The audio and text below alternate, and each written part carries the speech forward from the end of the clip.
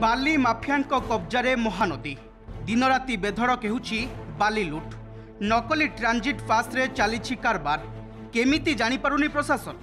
बाली माफियांक चराभूई पलटिछि महानदी विस्तीर्ण बालीसज्जा उपरे एबे माफियांक लोलुप दृष्टि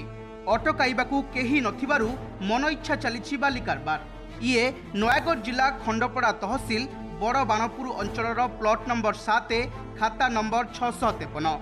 जोठी चली एभली बेआईन कारबार तेबे बाली बोहिबा पाई महानदी रे 1 किलोमीटर जाए एक रास्ता भी कर एही बाली माफिया माने आउ सुरुखुरी बाली गाड़ी चलप्रचल पाई नकली ट्रांजिट पास भी व्यवहार करा जाउछि जहा फल बाली सह राजस्व हराउछंती राज्य सरकार बड़ बाणपुर और आखपाख अंचल रे दिन राति बुहा हेउछि एभली बाली तेबे केमिति जानी पारुनी प्रशासन एडे उठिछि प्रश्न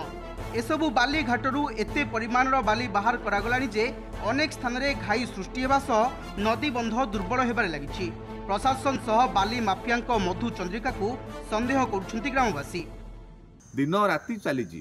जिलापाल गोटे नियम करथिले सकाळ 7टा परठू माने गाड़ी बंद हबो 3टा पर्यंत बोली कि जेतेले देखियो दिन तमाम चली राति तमाम चली हाइवा गाड़ी रास्ता घाट भी नष्ट होलानी साधारण लोक बर्तन हंतसंत होउछंती एक्सीडेंट होउची दुर्घटना अघटन घटुची नदी रे प्राय आधा किलोमीटर रु अधिक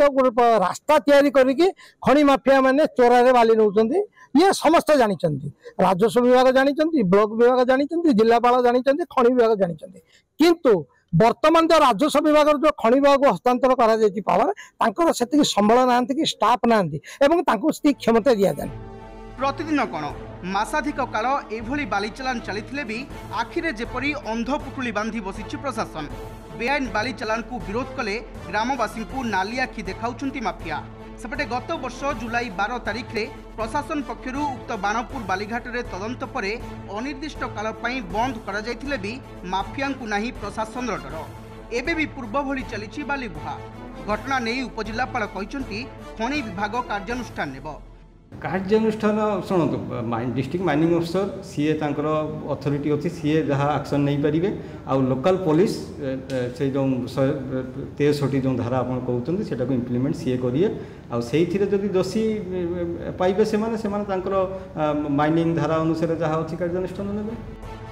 बाली चोराचालान दिगरे प्रशासन तत्पर नहेले बाली माफिया जहाँ मालेमाल हेबे सिना सरकार खाता को किछि आसिबो नहीं शीघ्र सरकार ए दिगरे दृष्टि देवार आवश्यक रही खंडपड़ारू राजेश चंद्र पाढ़ी रिपोर्ट ओटीवी।